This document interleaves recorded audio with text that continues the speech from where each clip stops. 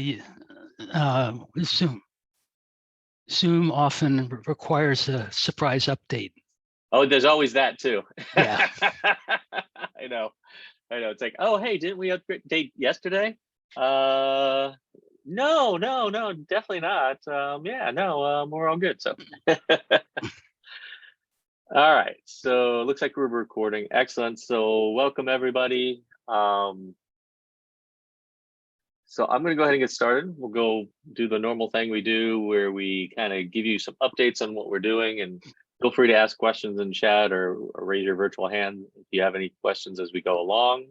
We're going to go over all the stuff that we've been doing, both in game design and the VSGI and in GTA and all that wonderful stuff. And we should still have time at the end. So if people have questions on what we're doing or have things that they want to talk about that they're doing and or other options and things that come up, that's what we're here for. So with that in mind, this is the call to order.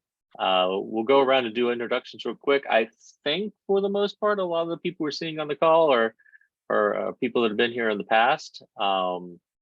But I'll just go down the list as I see them, and hopefully as people get on, I don't miss people like I have in the past. So I'm obviously James Casey, director of the VSGI, along with Sang Nam, who unfortunately could not be here today. But I'll be going over some of the stuff that Sang had for us. And then Ilya, if you want to introduce yourself real quick. Yeah, I'm Ilya. I am the computer lab technician, so I am in charge of all the computer labs that are at the Fairfax campus, but I also work at the VSGI campus, mostly there to help on the technical side with the setting up the rooms and all of that. Awesome. Yep. And then Bob. Hi, I'm a longtime game designer, 35 years or so, still working, former chairman of the International Game Developer Association, and been on this board for a while. Yes. Since it started, actually. Yeah, no, you've been around a while. We always appreciate you being here. Great stuff. Next up on my list, I see Drew. Hey there, Drew Crowder here, head of all things hashtag. I run a large gaming facility in the area. We specialize in entertainment gaming, but we also do some stuff in the serious gaming sector. Do a lot with esports. We do a lot with Mason, a lot with Mason students. We run, multiple gaming events every week and some large convention style stuff, as well as collegiate esports tournaments, of which Mason actually made it to the Final Four in our spring series. So go Mason. Gotcha. Excellent. Kathy. Oh. Hey. Yes. Hi. Oh, yeah, I am on regular mute. Sorry about being late. I had to update my Zoom. Kathy McNeil. I am Principal Enterprise Architect at Care First. I've got lots of breadth and depth in technology, so looking forward to learning where we are today. Excellent. Pleasure to have you. Eric. Hello, everybody. I'm Eric Piccioni. I'm the Associate Director of the Game Design Program, and I teach as well. The subjects I teach include video game animation, game development, and along with James Casey, I teach capstones. Excellent. I'm going down my list. Did we get people keep moving up and down? Did we get Heather? Heather. Nope, not yet. Heather Deal, formerly Principal Enterprise Architect as well. But I've recently founded my own company, Carieted Systems. So things are changing up for me.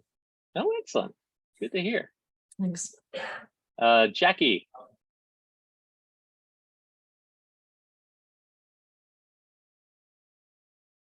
Shows your mic off, but I'm not hearing anything.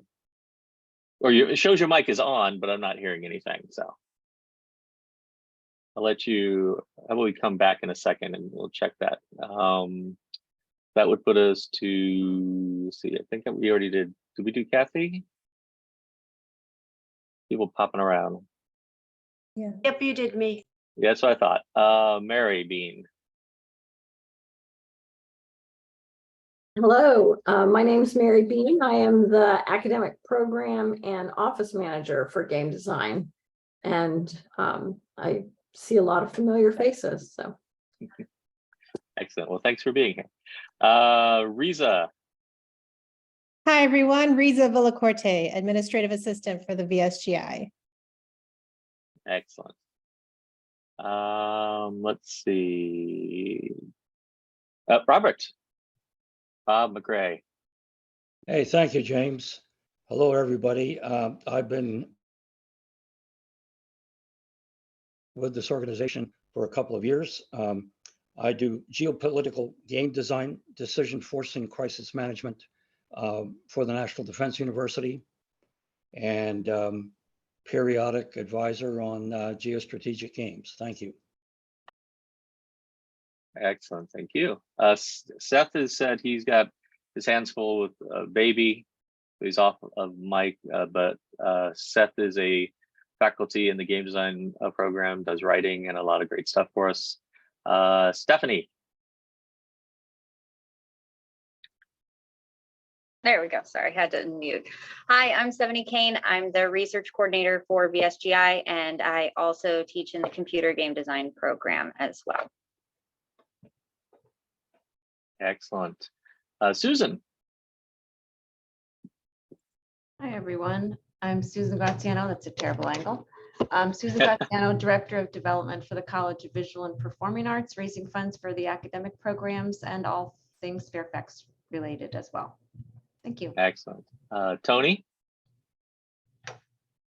Hi, everyone. I am Tony Ma. I used to be pretty involved with VSGI pre-COVID and stuff like that. I own a R&D social innovation company, Benton Technologies, worked with James and some of his students in the past, and just got this email and wanted to hop back on and figure out where things are going. And, you know, we have maybe some potential opportunities as we move forward. So just reconnecting again.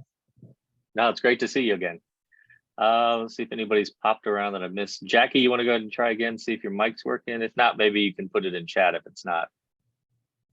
I see your mouth moving and I see nothing. I don't see it. So yeah, if you want to go ahead and just do a quick introduction in chat for everybody, that'd be great. I'm making sure I didn't miss anybody. I think we got everybody. If I didn't, yell. But it looks like I did. Okay. So again, we're going to go through each of the different areas. We're going to start with computer game design. And like I said, Sang, unfortunately, is not here today, but he gave me all his information. And I'm just going to go over it real quick so you know how the game design program, which is where we sprang out of, is going. So enrollment continues to be very strong for the game design program. Our undergraduate program, if you don't include the incoming students that are still, kind of finalizing everything, we have 322 majors, 28 minors. We still have 2 graduate Masters in Arts students who are finishing up the master's degree. We have in our incoming class 44 freshmen and 26 transfers, which is another good size class. So puts us way over 400 last time we checked, as far as if you start looking at all the numbers. So, and we still, I think, are getting people to finalize coming in the fall. So great numbers as far as that goes. I guess Sang took out the one for Korea, but they also have some really good numbers. I think their most recent cohort going into the fall almost doubled basically. So they've got a lot more people coming in at Mason Korea, which means we'll also see a lot more people coming over during their senior year over here, and hopefully sending some of our students over there as well. So one of the nice things is, and Eric mentioned, we do the capstone or the synthesis class, which is essentially like the last class where they get to really show off what they do for the portfolio. And every year we do a senior expo. So if you got to go on May 4th, it was a great show. We had, I can't remember, it was like 12 or 13 different projects to show off. They were all there. They were all being played, and then people got to enjoy. And what was really great for the students is they got to see people and experience people playing their games and enjoying it, and getting that kind of feedback is huge. And so we do that every year. and we send that out. And we usually, during COVID, obviously we did it online, but prior to and now, again, we're doing it live, and we do it in the Johnson Center in a nice little bistro, which is a nice little conference area down there. The nice thing is you can go on the game site. And Eric, do you want to find that on your browser and like pop the link in chat to where the senior game stuff is on the GMU site in a second? So Sure. when you get a sec. And then you can basically take a look at each of the games. You can even play the games. So it's really kind of nice. And what's great is we had a lot of folks that graduated this spring semester. So at May 18th, we got to celebrate them. We had a nice reception for the folks. We had some really outstanding students ready to go out in the world and join both the entertainment and serious games world. And one of the nice things, and hopefully I'm not ruining this by playing it and you haven't like seen it to death or anything, or you may not have seen it, but we also have a video. So this is taken from interviews with the students and from that senior expos that day, and all that footage and interviews are combined. And this is what we show at our graduation ceremony to really show off all the great things and what our program brings to the table. So it's 2 or 3 minutes. I'm gonna go ahead and play it and let you guys go. Let me know if there's any issues, but here we go. We always start out with something really grand that we want to accomplish. We want to do all of these things. We want to have all these features, all this interactivity. The realm of possibilities is practically like that. But as we go, as the rubber hits the road, no plan survives first contact at the end. I kind of compare design to a very, very you never really account for in lots of ways. So lots of what comes about can be happenstance. What you start with is never what you end with. It's just like a giant puzzle that still I don't have the full comprehension of. I think a lot of what's difficult about production is sometimes you have to be the bad guy, right? Sometimes you have to cut things. Sometimes you have to get rid of things that you really enjoy in the game. It's kind of like All right. So what we'll do instead is I'll find the link for that and we'll just put it in there if it's hard to hear, because it's much better when you hear the interviews, seeing the wonderful shots of the folks, and I'm there. Seeing all that kind of stuff is great, but if you can't hear it well, especially over the internet and with the lag, we'll find the video and we'll put it up there for you in just a second. So you want to do that one too, Eric? Just go to our YouTube game design site and find that. I appreciate it. So other things with the game design program, one of the nice things we want to do is we always want to promote scholarship and getting folks in the program and getting them needed assistance for folks that are deserving. And to that end, our 10-cent partnership that we established a few years ago gave us a great pot of money to use not only for research and the PhD program that we're still pursuing, but also gave us a great amount of money to do scholarships. So for the next year, we actually did a whole round of folks applying. We looked at their portfolios, we looked at their essays, and we looked at all the stuff we did. And we're actually going to award 11 students, and some of them are juniors, this will be their last year. Some of them are freshmen coming into the program, and this is their first introduction to the program. And some of them are in between. But roughly about $77,000 will go to help out these students at various amounts. We ranked and rated folks, right? Always a fun thing.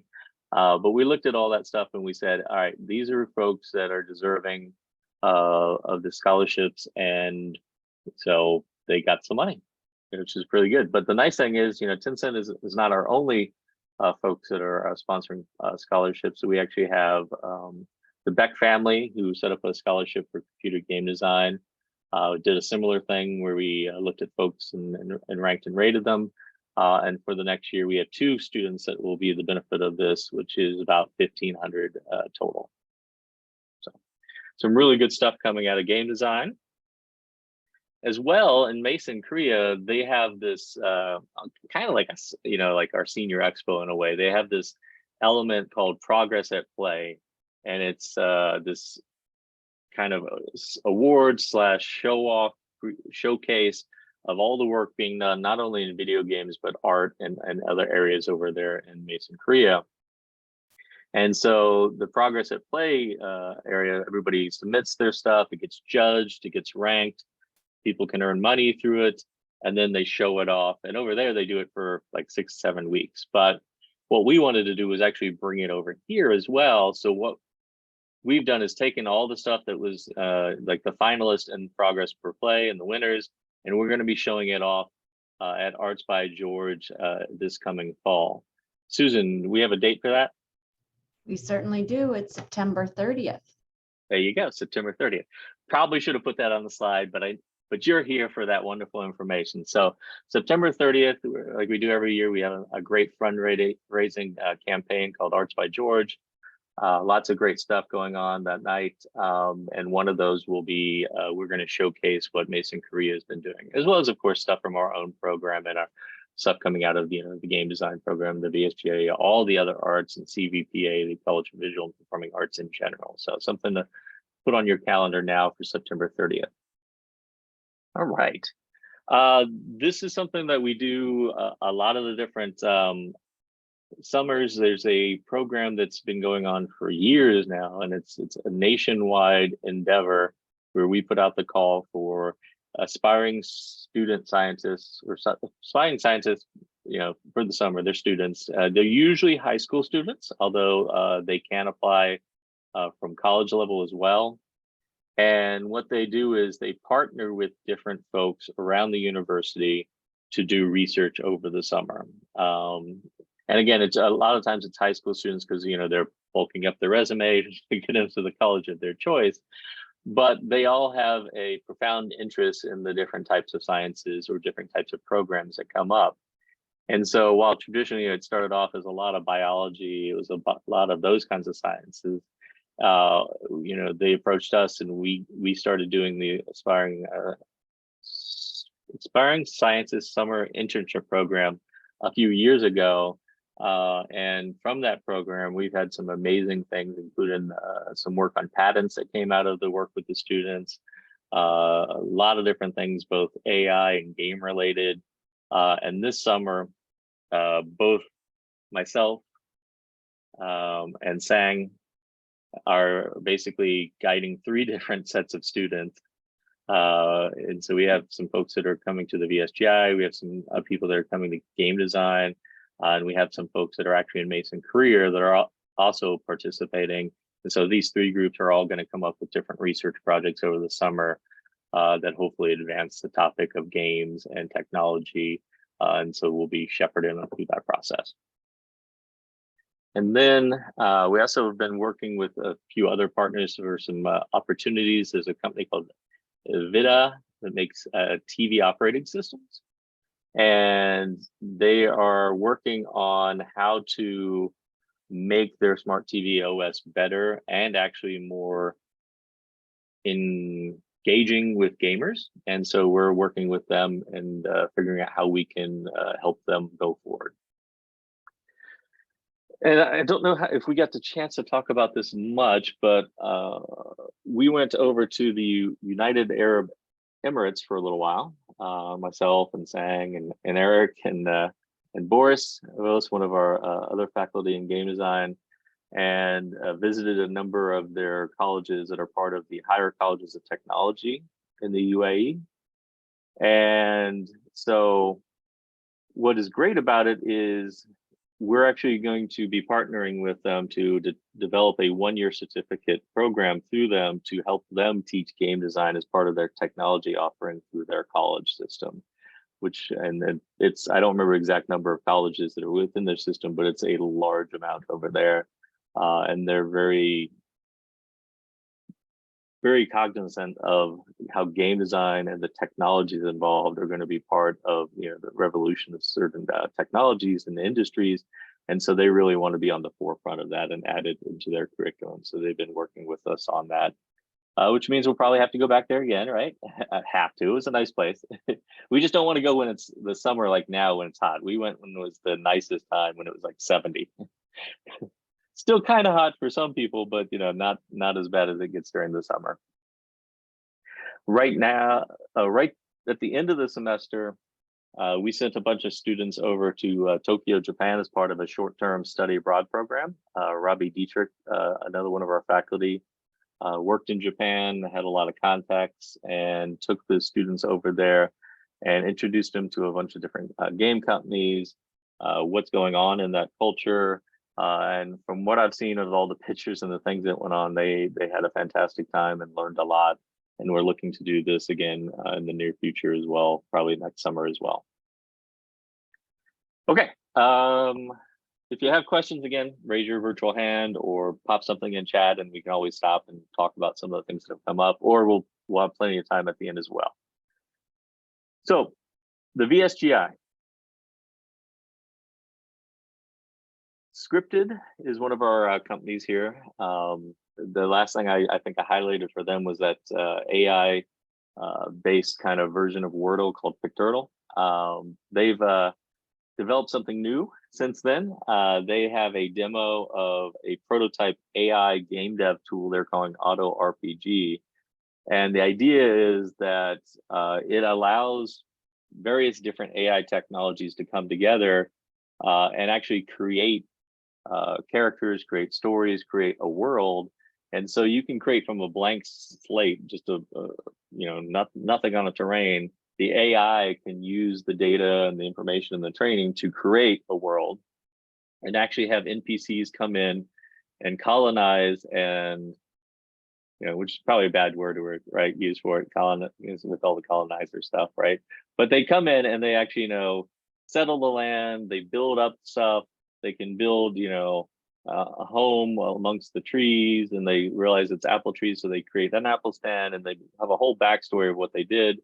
And then all this content can then be put into a game engine, and it's ready, and you have NPCs, and you have dialogue, and you have maps, and you have quests, and all this stuff can be generated through the AI based on the input and training that the developers get it. So it doesn't necessarily remove developers, but they're designing it as a way to streamline, especially for prototyping and brainstorming of ideas within game development. So a lot of stuff going on in the AI world, and they're trying to be at the forefront of how that also works into game dev. So I will I don't know that there's anything but music in this one, but instead of watching it, just because again it'll get laggy and stuff, I will put and I'll find this one in a second, but I will put this this video for you in the chat as well in a minute. But basically what this will do is it will show you how they used AI to create a world from scratch and turn it into a bustling little village, and how that will then go forward from there. Okay. So Viva Vida, who creates solutions for like virtual reality solutions for senior citizen communities and the like, they've actually been continuing to work on a new version of their VR kit. They're getting updating the software. They've been working with some of the interns to kind of figure out how do we take this from just like, 3D 60, mostly inactive experiences, and create something that fits within the dynamics of the senior committee. So they may be interactive, but they may not be full like Beat Saber, moving your arms, doing crazy stuff, or like the Wii Fit was when it was, very athletic, but still be interactive and still be engaging for the senior community. So they've been working on that right now, and they're in the midst of getting 2.0 already and testing it with different senior communities. So they've been doing very well. The Historical Movement Archive, which I know we've talked about in the past, they're continuing to develop their digital portal where people can connect and show off and work with people that are doing the motion capture for the archive. And they've also been working with Stephanie and other folks on how do they get grants to create the archive and keep it going. And so we've had a few of those go out and are still outstanding, waiting to hear on, and we have some new opportunities as well. So we're really trying to get them into a full-fledged research program, and they've been doing some amazing work. All right. So Riza has already been getting all these, which is great. And finally, a few other notes about our company. So we have a new company, and we kind of, I think, previewed this in our last meeting. It's a company called Great Victory Legends. It's actually founded by one of the faculty that has been working with us very well in the computer science. Correct. In the computer science department called Craig Yu. And so he started a company with some of the students and I think some of the graduates over there. And they're doing VR, AR training and other games with them. And right now they're getting set up, they're getting situated and getting their first products and stuff ready to go. And my guess is you'll probably hear kind of a quick presentation from them in the next advisory board meeting.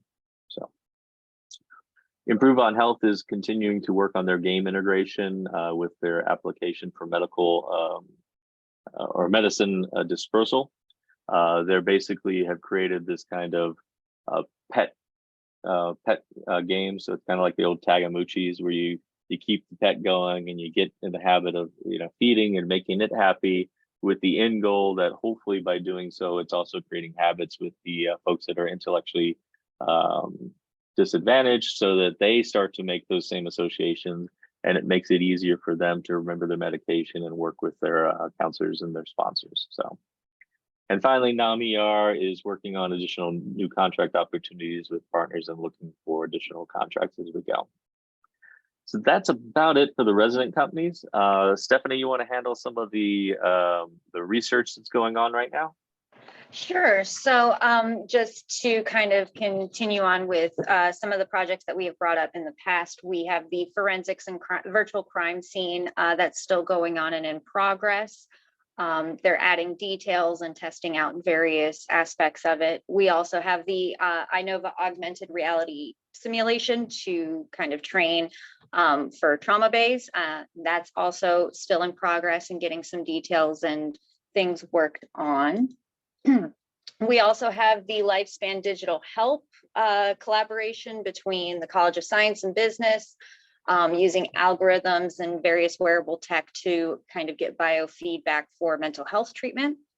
We also have the I'm sorry, I have a really hard time with this word. I try to explain it all the time. The kinesiology department. Close enough. Yeah. And that's in collaboration with a professor in that department. And they're using virtual reality to create walking scenarios to analyze an individual's gait and balance and how that's affected by stress and surprises. We have a couple of interns working on that as well. And then we also, as you mentioned earlier, we have the Aspiring Scientist Summer Internship Program that we're going to be starting. We have 4 students, the VSGI specifically, and we'll be mentoring them as they work on a research project. Also, our research professor, Jacob, was awarded 2 different grants, one for a murder mystery game to kind of teach the database language SQL. And another one is an AI chatbot to educate about cybersecurity topics. So you'd be able to type in your problem and it would be able to help you find a solution for your cybersecurity issues. As always, if anybody's interested in working with us or has an idea for a project, just email me. My email's at the bottom there, and we would love to hear from you guys. And that's all for me. Cool, excellent. So yeah, we have a great number of research things going on, some really good work. And we're always looking for new opportunities for students or alumni or faculty to use their skills to help out. So even though we don't have a speaker series going on right now, we always have the speaker series on the website if people want to go check out some of the previous stuff we did. And we're always looking for new speakers or new topics for folks that want to come in and talk to not only our students but anybody else who is interested. We don't want it to be only game design focused, but kind of technology based. But if it's interesting, we want to host it on our speaker series. So if you have something in mind, always willing to talk about it, or if you have contacts of people that you think would make a good talk, that would be great, and we'd love to chat with you. And speaking of, I actually got a chance, and I think this was in our newsletter as well, but we had a chance to talk about the metaverse and the internet, and we ended up talking about AI and a lot of other stuff. And myself and someone from the computer science department we got on with the President Gregory Washington of GMU and just chatted. And that guy's very plugged in. He comes from an engineering background and he loves to talk about tech. And so it's just a very interesting conversation about how things are now, where they might be going. And so it's worth a listen if you haven't checked it out. I know it's self-promotion of a sort, but and it's on all the different podcast places, you know. So myself, I don't listen to a lot of podcasts, but I don't mind doing them. Let's see. We still got plans for additional space here in Katherine Johnson Hall once the new building is finished. That's coming along very well, so it's probably within about a year. And then we've been talking to the folks in Arlington, as well as Mason, Korea, about how do we take all this stuff that we've been talking about and doing well at the Virginia Serious Games Institute and expand those opportunities in other markets. So in Arlington, how do we provide better outreach and opportunities for folks, not only students, but like veterans and stuff in the area in Arlington? How do we also offer those opportunities and that differentiator for the game design program in Mason, Korea by having these kinds of connections over there? And so we're talking about how do we make those same success stories happen in those places and expand the reach of what we can do. So, and as we get more on that, we'll let you know any concrete plans. And obviously we have our lovely social media sites, so check them out as we update them and pass them on if you see stuff you like. Or even send us stuff if you want to, you know, us to promote stuff. So last but not least, the Mason Game and Technology Academy. Normally Josh would be doing this, but this is the summer and we are already knee deep in classes. So he's over there keeping an eye on our classes, both virtual and on site. So I will give the update. So obviously when COVID hit and we moved online, and that really, we downsized not only kind of like, you know, the quantity, and we had to shift the way we were giving the training so we didn't sacrifice quality. But then once we got out of kind of the pandemic and we started to ramp back up, we took it a little slow. And now we're back full bore. You know, we've got Envision, our partner that is nationwide, brings people in for residency where they stay here a whole week. And they're holding, you know, seven different residential classes. They've got 6 different virtual classes so that you can attend online, and it's, you know, basically synchronous education but online. We also now have more traditional Mason Game and Technology Academy, meaning we run it all. It's not residential. They just come for the day, do their work, go back home, come the next day, and basically do a week of instruction. Our traditional format, and we've got 3 of those online and 5 of those in person. So we've really amped up the number of classes. And we also have a few non-credit Envision classes because they found that they had a lot of people that were interested, and we were trying to figure out how do we get more people in. But if we do a credit bearing course, we have to make sure we have a faculty, and, you know, we got to make sure we have enough faculty to teach these courses. And I know Eric loves doing them, but Eric can only do so many, right? So we figured out a way to add even more folks and use some are really good student teachers to actually man those classes. And we still offer asynchronous classes. So if people can't do it during the summer, or, you know, they're not local for some of our spring and fall, then we still have online classes that you can do at your own pace for Roblox and machine learning and Unity and things like that. And in fact, those are very, very popular.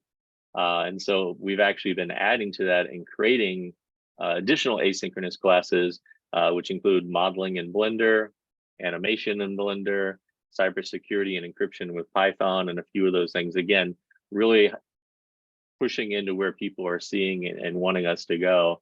And I think, Eric, you're recording some videos for those as well. So we got a lot of good stuff coming up, and we're trying to figure out, you know, how do we keep things current and making sure everything that we have is up to date. So if you have students or kids or folks that you know that are looking for something for summer or just other times that are interested in this topic, MGTA has a ton of stuff available both in the summer and other times. So that's about it. It's a lot of stuff. You know, we've been keeping busy here at the VSGI. So I'm going to go ahead and stop that, and then we can go back to the Brady Bunch or Hollywood Squares type of video layout for everybody, right? Which, you know, hopefully everybody on this is old enough to get those references, right? But so yeah, so now is the time. If you have questions about anything that we're doing, if you guys have things that you are doing or things that you want to promote, or questions you have or opportunities, just raise your hand, speak up, pop stuff in there. Now is the time. Don't be shy. I see a hand from Robert McCrae. Sorry, there's another Bob, so I got to be careful. Yes. Thank you, Jim. Thank you for Yeah. bringing us all up to date. Yeah. A couple of things. This is going to sound like a cluster bomb, but so be it. A couple of things I just want to put out there for the group and get some reaction. In the National Defense Authorization Act of 2023, 2024 is being worked on right now. There's a tremendous amount of language in the law and it being worked onto the law about AI and about the metaverse. And the only thing I want to say is I sent you separately an email you can share. It's the RAND study of the impact of the metaverse on homeland security, but the impact of the metaverse on national security is also something I would invite people to look at. And where I'm going with this is point number one of 3 points very quickly. Point number one is this is an area where the criteria for risk assessment, the considerations and principles involved in risk assessment, and who will be doing the risk assessment are all on the table now. And there's a great opportunity. I know people are always chasing after dollars, and the dollars will eventually flow. But it's a great opportunity for Mason to be thinking about how they might want to inhabit this space, which brings me to point number two. Most universities, I'm going to be very blunt about this, most universities have stovepipes. And I'm about knocking down stovepipes, of having the engineering department, the computer science department, the SHAR school, the neuroscience people, NSI, working in a consortium way to tackle some of these issues that have homeland security, national security flavor. And I'm interested in any ideas people have, what may work, what may not work. And finally, point number three, putting it out there, and maybe I misheard you, so I'm sure you'll correct me, Jane. On the MGTA idea avenue, I'm wondering if George Mason has reached out to specialized schools in the state, such as the TJ School, for example, of Science and Technology, with the idea of trying to bring focus among seniors to not only the opportunities at Mason, but the kind of things that they might see themselves getting involved in down the road. A creative, productive relationship may be something that people want to think about. Maybe they've already thought about it, and I'm on the caboose of the train that's already left the station. So that's all. Full stop. Thank you. No, that's okay. They're all good points. I will say off the bat, I know a lot of the TJ students at least know about us because, to be frank, a lot of the aspiring students, scientists, blah, blah, blah, the thing that I never get right when I'm doing the acronym, a lot of those folks are folks coming from TJ, right? So that being said, I know it's out there. Yes, I think we could definitely do better in making sure people are aware and marketing in general to make sure the right folks are there. But those resources are great because, again, typically some of those schools tend to be the ones that then have the drive to do well and take it to the next step within some of the collegiate environments. So that's a good point. And I think, you know, something like what you brought up, and I linked it for them in there, is I think that this might be a good opportunity to bring up to, like you said, to build more of a consortium, and I can help with that. But like we have the IDIA, which is all about innovation at GMU, and combines not only what the school of computing is doing, but other elements around the university. But like you said, getting the right folk, because it's not just people from game design that would drive this, even though they work on technologies in the metaverse, but there's going to be a lot of different folks that would want to come to the table. And I think that actually is a interesting idea. So we already have like some meetings that where this might be of use to bring up. So I'll bring that up next time, Robert, and I'll let you know what comes of it. All right, thanks. Awesome. Thanks for the note there, Jackie. What else? What other stuff do people have going on? Things you might want to bring to people's attention? Drew, you got any events going on? Pretty much always. Yeah. So we did over 300 events last year, so it's pretty much almost an everyday occurrence. Yeah, we're gearing up for the next Beltway battles. Always looking for corporate support for that. But this fall season events that we're building out right now, 64 colleges are going to be competing this time. We're sort of doubling it out. So we're doing Valorant as well as Overwatch, perhaps League of Legends. So yeah, lots of stuff on the entertainment side. We have a cool cosplay convention that we're doing next month. But yeah, that's pretty much it. Lots to be able to talk about, and I think in about 2 months. So for the next meeting, I'll have a lot more fodder. So no, that's awesome. Yeah, thanks. Anybody else? I mean, we got a lot of folks on here. I know people are coming back that have been with us for a while. Like Bob, we got Tony that came back after we worked a while back. Susan, I see, has a hand up though. Susan, what would you like to bring to the table? Well, I'll follow up on the Arts by George, because I All right. want to thank James for mentioning Arts by George. It's going to be an exciting event with all of the student showcases, and I'm really glad to see this collaboration with the School of Art and Computer Game Design. So I want you to put September 30th on your calendar. The funds that are raised through Arts by George provide much needed scholarships, as mentioned before, that students receive scholarships from this event. Last year, we were able to provide $15,000 to each of the academic units. And so I'd really encourage you all as individuals or as companies to consider sponsoring Arts by George, and please attend this wonderful event if you've never been there before. Just reach out to me. I can put my contact information in the chat. And thank you. Do we know? Don't we usually have like some kind of headliner thing too? Like we do. We have Renee Elise Goldsberry, who was the lead. She originated Angelica Schuyler in Hamilton. So in addition to all of the student performances, there will be a headliner in the Center for the Arts.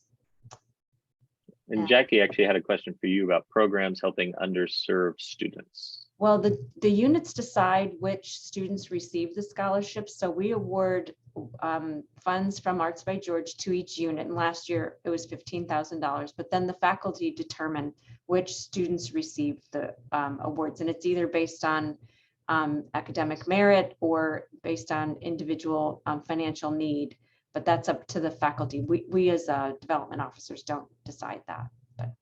But we have a lot of students, as you probably know, that are first time in their families to attend, and Mason in general is very diverse university. So they're not your typical 18 to 22-year-old. A lot of them have part-time jobs or full-time jobs.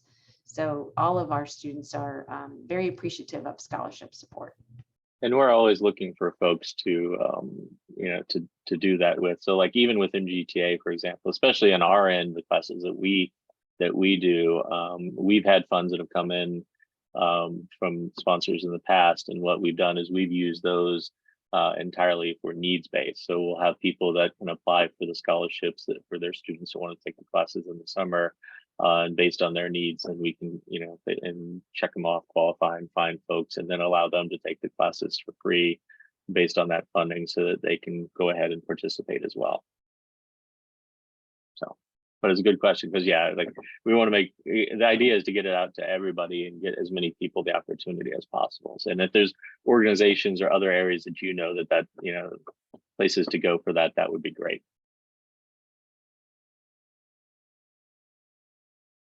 Oh, I see some stuff in here. Interactive digital media, biomedical science resources. Oh, okay, excellent. I'll check that out, Tony. Yeah, I shared that. So that's a new announcement from NGIMS. It's a great, SPR mechanism if you're doing, serious games, STEM, that type of thing. There's opportunity there. No, it's awesome. Well, we'll check that out because there might be some good stuff in there. Because again, we're a nonprofit, but we got to make sure we can, get the thing going. So things like that are great. So anything going on in your woods you want to bring us up to date on, or maybe we can, we can always chat. Yeah, we do have some funding from them as well as others. So we are looking at that. There might be some opportunities to collaborate, get some students from you guys. Sure. Again. Yeah, just let me know. Excellent. All good stuff. Other folks. Bob Bates, you got any games coming out that you can tell us about? Nothing I can talk about. Oh man, it's always the worst. Yeah. We have to wait and see. I know.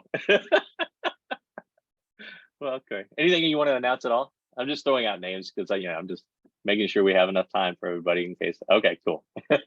Well, we appreciate you being here regardless. So anybody else who's still, and I don't want to just call out everybody because I know that's putting people on the spot, but I want to make sure we have time. We have a few more minutes left. If not, I just want to say I appreciate everybody who comes out. Appreciate people staying in touch and keeping up. If there's things that we didn't get a chance to talk about here or things that come up, send us an email, pop on a call, whatever it may be. If you have questions about any of the programs in here, or things we do, or an opportunity comes up that you need help with to collaborate or promote or whatever, this is a two-way street as far as that goes. So we love having you guys on and hearing from you. But any thoughts on if there's programs that we can help support or ways that we can work on with folks, that's what we're here for. So Hey, James, it's awesome. Kathy. It's Yeah. Kathy. Hey, got a question for you guys. Would Sure. you all have within my enterprise architecture organization, there's an interest in generative AI. And we are a little bit behind the times because we're healthcare, just for the record. Would you all have a presentation, like an hour discussion or something that you could do with us? And you could shamelessly promote VGSI to the team. But would you have anything, or would that be in the wheelhouse? Is that something that you could do? I'm sure we could generate something, no pun intended. Yeah. Because I mean, it's not a big thing that we're into, but I happen to follow it. A number of the folks within the SGI follow it. So there's a lot of interest in that area, and we could always find additional people in the computer science department. So maybe just let us know exactly what you guys are looking for as far as a primer on, and we can definitely try to work something with you. Maybe it could be just on artificial intelligence. I mean, I like the idea of using gaming technology to solve business problems, like really showing how that's applied. I think that's super interesting. So there'd be an appetite there as well. But we do that all the time.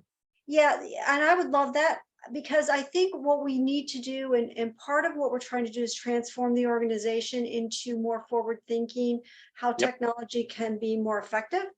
And if that's something that you would do, I think we could create the forum for that. That'd be great. Do I reach out directly to you for that? Yeah, just reach out to me. We'll set up a time. I've done that, and I've gathered people to do it with me or done it myself, and we do outreach like that all the time. Like we went out to MITRE and did presentations on some of the stuff we do to see how it connected with them. We go out to schools, we go out to different businesses. Yeah, absolutely. Because again, it's about getting the idea of what can be done out there, because not enough people actually know what it is capable of, what it isn't capable of, how it brings to the table. Because sometimes people see these new technologies, whether it's AI or whether it's VR, and they're just like, ooh, shiny. And other times, they just like, oh, I don't want to even mess with it because it's too new. But instead, knowing exactly what it can and can't do is huge for everybody involved. So yeah, absolutely. Okay, let me talk with the folks and see what kind of topics I could hand you, and then you could feed me back what would be in the wheelhouse. Yeah, no, absolutely. Cool. Any other final questions or thoughts before we sign off? Make sure I didn't miss anybody. I think Got a good cross section of everybody. All right. Well, again, thank you for taking time out of your day for listening and learning and contributing. And as always, we appreciate it and look forward to working with you guys more, and reach out at any time. So thank you all. Have a great night. Thank you. Jim. Thank you. Thank you all. Thank you. All right.